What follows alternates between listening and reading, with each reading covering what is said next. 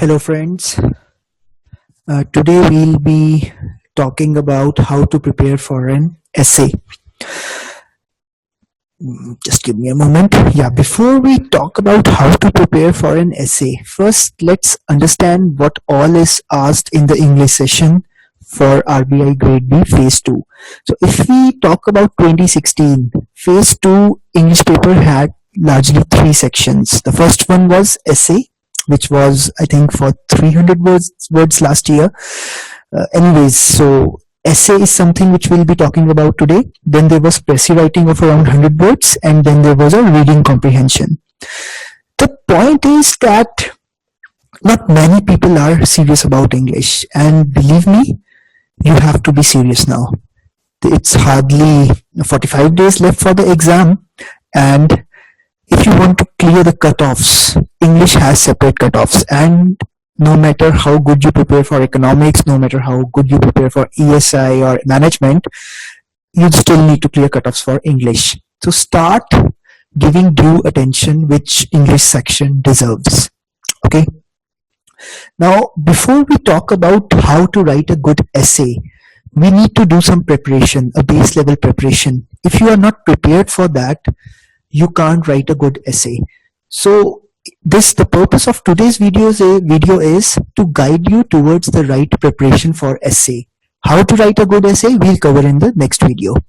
To start with, first of all, for an essay, you don't need separate preparation. So a lot of people are confused at what should I do in an essay, how to prepare for it. Believe me, you are already doing the things as part of the other courseware. Okay, so as part of your daily study plan, you are already covering a lot of stuff. We'll see how. So separate preparation is not required. What is required is separate practice. So whatever you have learned here, you need to put that into, you need to apply that. For that, you need separate practice. Okay, so to sum it up, you need practice of what you have studied and put this thing into action. And that's why we say separate effort is required for essay writing. Now, what we have done is we have broken the entire chain or different steps towards essay writing into 6 steps. So let's take these steps one by one, and believe me, if for the next 40-45 days, okay, for phase 2 it's on 7th July, so still it's a cool 2 months left. So you believe me, if you follow these 6 steps, you will be in a better position as compared to today. And another pain point which students have. So before I cover this, let me cover that pain point. So a lot of people are saying that we are not good in English. Okay, or we are from Hindi medium or some regional board and we are not that much comfortable in English. Believe me, the English you need for clearing the RBI Grade B exam, the phase 2 I'm talking about, you have that skill set. The problem is of practice. Okay, and if you follow these 6 steps, you will see a lot of improvement in your English. I'm not promising that your English will be like Shakespeare. You can't expect that to happen, but yes, your English will improve. So quickly, let's see what's the first step towards an effective essay writing. Okay, towards the preparation of essay writing. So first of all is you need to build your thought process. And how you build it? You have to start reading newspaper editorials daily. Daily is the key here. I'm sure a lot of you people might be reading it, but if you are not reading, if you are amongst that population which is not reading the newspaper editorials, clearing essay section is going to be tough for you. You'll face issues with English. So right away, right now, just start reading with newspaper editorials. I'll tell you how to do that, but first is start reading them. And let it be any national newspaper. So a lot of students ask us, should I read Hindu? No, if you can't understand Hindu, what's the point? Don't read Hindu. Just pick any of the newspapers which you can understand. Whether it's Times of India, Indian Express, Hindustan Times, or any other newspaper which I haven't mentioned here. But pick a national daily which is covering national issues. Don't pick a regional newspaper. Okay. Now the entire perspective of reading newspapers is to build your perspectives. Okay. Let me tell you how. I'll give you an example. So just a moment. So this is the editorial from Indian Express, which is talking about which is discussing whether farm income should be brought under the ambit of income tax. Now I'll just highlight one thing here, which will guide you how to build perspective. So the gist of this editorial is that even if the government brings the farming sector under income tax observation, and they start what we say levying income tax on farm income, almost 95% of the farmers in India, they will be out of the ambit.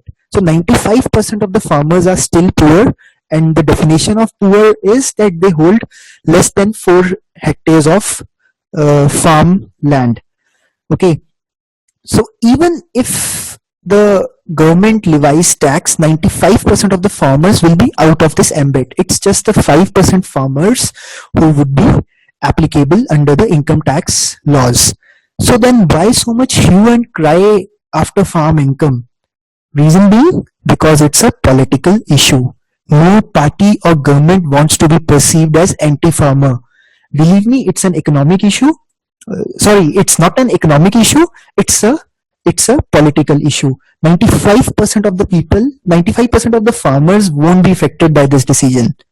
But still, there's a hue and cry because the opposition wants to show that the government is anti-farmers, and government also came in its self-defense and rubbished this proposal completely, saying that because they were worried about their what we say perception. So this is the perspective which I was talking about. You have to build such perspectives when you are preparing for your essay writing, when you are reading the editorials. Start building these perspectives, whether the decision is good or bad. Okay, let's take another example. Just give me a minute, please. Yeah. So this is another piece which is from the editorial of Indian Express. What this piece is talking about is that we need 10-year plans. Not 10-year plans, but we need 10-year vision. Because when we started in 1947, we were a bhuka nanga pyasa condition, which means that we were desperate. We didn't have enough food and we were thirsty. So it's bhuka nanga pyasa shows that we were very poor and resources were meager. But now the challenges are not this bhuka nanga pyasa. There are different challenges. What are those challenges? The youth is wanting jobs. Okay, the problem has shifted from providing jobs to raising wages. So even if there are jobs, the wages are not rising. Okay, why? Because we are low in productivity. So this is a separate what we say editorial. So this entire editorial talked about increasing our productivity. Okay, how the government should step in and help the nation improve its productivity. So again, this is a perspective. When you read newspapers, you have to build these perspectives, and this is what your step number one is: build a thought process. Let's talk about step number 2. Thoughts or perspectives without data points are loose statements. Let's say I'm saying that the government is doing very bad on let's say black money front. Now it's a loose statement. I have to justify it. What can be the justifications? No, the government is doing very good on black money front. I'm justifying it by saying that government came up with demonetization. They came up with they put limits on cash transactions. They came up with an income declaration scheme. Blah blah blah. So government has come with a lot of schemes which are aimed towards curbing black money and corruption, and that's why government is serious with the issue of black money and corruption, right? So your statements have to be backed by data points. The second point I'll discuss here is how to build those data points. Start reading the business and economy section of the newspaper daily. Objective is to build ammunition on which perspectives can be built. So the example which I gave, just giving the perspective is not enough. It's a loose statement. But when you combine data point with a perspective, then it becomes the real bullet, which makes it mark. Now, to give you an example, in the same newspaper, you will see the this is the business section and the economy section of the same day's newspaper. The items which I have marked in red, you will see a lot of data points, and you need to note down these data points daily, because they will serve as ammunition not just for your ESI section or GA section, but these will also serve as an ammunition for your essay section. Okay, so if you see this particular page, what different news points are there? So Mr. Kamineni takes charge as CII president. This part talks about the Bharatmala scheme. So read about Bharatmala. It's related to highways. Then this big piece, it talks about that 4 of your states which account for the maximum of agricultural loans in terms of volume. So these 4 states account for 36% of total agri lending. Okay. Now the problem is that these 4 states are the most vocal about waiving of farm loans. So what will happen if these 4 states, so now the reason why these 4 states are, it's an issue is that UP has already waived a huge part of its farm loan. Now Maharashtra, Punjab and Tamil Nadu are also saying that waive our farm loans. Now if the decision is taken to waive off the farm loans, it will have a negative impact. And how it will have a negative impact, negative perception, this point talks about it. So Miss Arundhati Bhattacharya, who is the head of State Bank of India, she tells here that why we shouldn't do it. So this is both a data point for you. These are the data points which maybe you can give a passing glance, but yes, these 4 states, it's an important data point. 36% is an important data point, and these 2 are important perspectives. So this is what you are supposed to do when you are reading a newspaper. Hunt down for data points which might be relevant. Hunt down for perspectives. Third thing, so you have built a perspective, you have read the editorial, you have built a perspective, you have noted down the data points both from the editorial and from the newspaper section. Third thing is prepare your daily notes from editorials and business section. Write them down in your own language. So let's say you have read an editorial, and you have read that why the government shouldn't levy taxes on farm income. Okay, you would have read some perspective. Write it down in your own language. Okay, this will give you a practice of English language. Plus, once you write it in your own language, the thought, you will be able to absorb the thought. And when you start reading the newspapers and documenting the main points daily, what will happen is that every editorial, so what will happen is that every topic, it gets a coverage for 2-3 days. If you pick this newspaper, which is for I think 1st of May, and if you see the newspaper of 30th April and 2nd of May, you will see that the same topic was covered, but the thoughts were something else. So the subsequent days had some different thought, and finally that news fizzled out and some new news came in. So the entire point is that if you are following newspapers daily and you are making notes daily, so within a month you will have a good amount of perspective on different topics, which will help you. So you can summarize those topics at the end of the month. Okay, or before you appear for the exam, you can summarize them, revise them, and they will give you a lot of what we say gyan or perspective on those topics, which you can take with you in the exam. So note making, let's say if we have to build notes around the things which I showed to you around the editorials and the data points. So yes, 95% of farming population in India has operational holding of less than 4 hectares. Sorry for the mistake. It would be less, double S. States like UP, Maharashtra, Punjab and Tamil Nadu have maximum agri-bank loans, and they are the ones who are asking for loan waivers. Then we also saw that Bharatmala scheme was there. So write about Bharatmala. So when you build notes, you have to do 2 things. This is more around the, what we say, business section, and you also need to write about editorial section. So you have to mention the key thought process, the points which you read.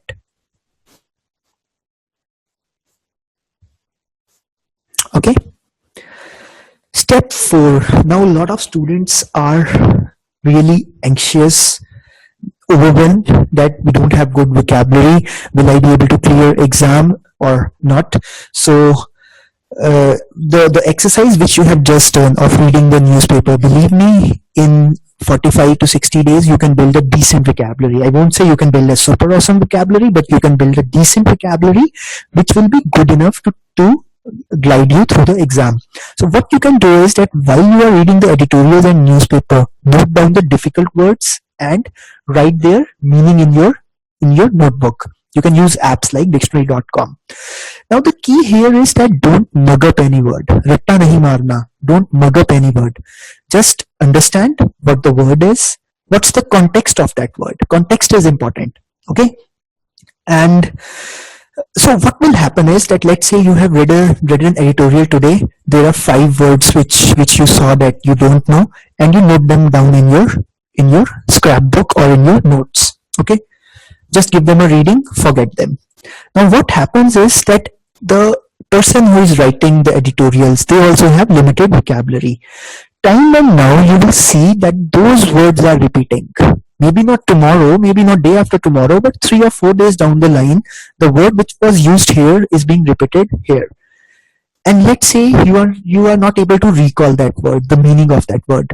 But what you will recall, I can bet, is that yes, I have read that word earlier. And you will realize that, oh, I have forgotten that word. And if this time you catch this word, it will remain with you. That is the best way to build vocabulary. So what I said is, vocabulary in newspapers is quite repetitive. So next time you observe the same word, it will ring bells in your mind. And that is how you will build your vocabulary. That is how you will recall the words, and that is when reinforcement happens. So if I talk about the editorials which we saw in step 1, so take these examples. Minuscule section of farmers, which means small sections, negligible section of farmers. Supplement through direct payment programs. So this was a word, supplement. So what does supplement means? Add. Not add, but if there is one thing, then I am also adding another thing to it. Okay, so it is supplementing another thing. Sustain your way of life above a certain threshold limit. Okay, this is how you will build your vocabulary. The next thing is grammar. Now for vocabulary and grammar, I'll say that RBI is not looking at Shakespeare's. It doesn't want that you write like a Shakespeare. What it wants is that you have a basic vocabulary. You can convey your thoughts in an easy manner. You can convey your thoughts without making mistakes in your grammar. And that's why grammar is also important. So I think I'll leave it to you whether you need a touch up on your grammar or not. So if you think grammar is your Achilles heel, start with this book called René and Martin. This is the book. This book this book was in our course when we were children, and believe me, this is still the best book on grammar. Again, when you're reading this book, you are not supposed to mug up anything. There are around, and you're not supposed to read the entire book. There are around 40 chapters in this book. Okay, there are a lot of sections. Okay, if you talk about section 1, there are 40 chapters. Go through as many chapters as possible out of these 40. Now these chapters are, they are as small as half a page and maximum 2-3 pages. So just give them a reading, but read them like a magazine. Don't mug up anything. How do you read a magazine? Leisure reading. Just go through it, understand what is reading, and then forget. Okay, cover as many chapters as possible. Now what impact it will have is that once you have read anything, something will be retained in your mind. I'm not saying that 100% of the things would be remembered because you are reading it like a magazine, but at least 5-7% things will stay with you. Okay, and believe me, even if you can correct yourself by 1%, that's fine. That is how grammar improves, and it's a slow process. So don't expect that you will read the entire book in one go and from tomorrow onwards your grammar will improve. No. This book will supplement your newspaper reading, because the grammar rules which you read here, slowly and slowly you will start noticing them in the newspaper, and that's when your real learning will start. Okay. Next step 6 is a no-brainer. You have to practice. Just doing the previous 5 steps is not enough. What you have studied, what you have absorbed, you now need to implement that. So practice at least 7 to 10 essays and pressy before your phase 2 exam. At least try to get a feedback on at least 3 essays, because when you get feedback, then only you will realize that whether you are showing any improvement or not. Okay, if you are not showing any improvement, then you need help. You need to understand what's the problem. Even despite putting so much effort, what's your problem area, why you are not improving. And if you see improvement, the person who is reviewing your essays, he will tell you whether you are improving or not. So if you are improving, you can continue on the path of improvement. If you are not improving, then you need to understand why you are not improving. Now, having said that, believe me, good essay writing, it takes time. It's not going to come tomorrow. It's not going to come day after tomorrow. If you have a natural flair of writing, yes, you will be good at it. But if you don't have a natural flair of writing, believe me, you can still write a very decent essay. All you need is dedicated effort. Putting that effort for next 30-40 days, and you will see the results. Okay, and the next step, step 7, it's a bonus step. Okay, it's a no-brainer. What RBI is looking for in an essay, it's your superior thoughts, superior perspective. It's not looking at superior grammar or superior vocabulary. As I said, RBI is not looking at Shakespeare level writing. It's looking at a writing, an essay writing, which is simple to understand and has good thoughts in it, has a perspective in it. So this was all I had in this session. In the next session, we'll talk about how to go with an essay and what are the components of a good essay. Thanks a lot for listening, and good luck for your preparation.